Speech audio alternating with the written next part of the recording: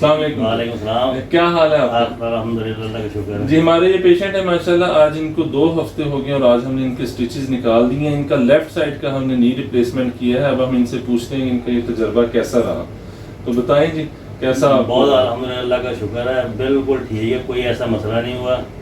ये ना दो हफ्ते का आपने टाइम दिया था, 2 हफ्ते में मुझे कोई ना दर्द हुआ है ना कोई तकलीफ हुई है। माशाल्लाह। ठीक है जी, ना मैंने कोई पेन किलर ली है 2 हफ्ते में। ठीक है, जो आपने रूटीन में दवाइयाँ लिख के दी थी वही सब ली हैं बस। ठीक ठीक है है। ना जी। और अब आप पूरा वजन डाल हाँ, के मैं वजन डाल के चलता हूँ इसमें। और इनकी मूवमेंट्स बहुत अच्छी हैं। हम आपको अभी उसकी वीडियो अलहदा से दिखाएंगे कि ये ठीक है। 90 डिग्री से ऊपर ये घुटना बेंड कर रहे तो हैं। इंशाल्लाह मजीद बेहतर हो जाएगा अब। और हमारे मरीजों के लिए आप क्या मैसेज देंगे? मैसेज तो यही है भी डॉक्टर साहब आप बहुत अच्छे हैं, आपके पास आए, थैंक वो यहाँ से परेशान करवाएं।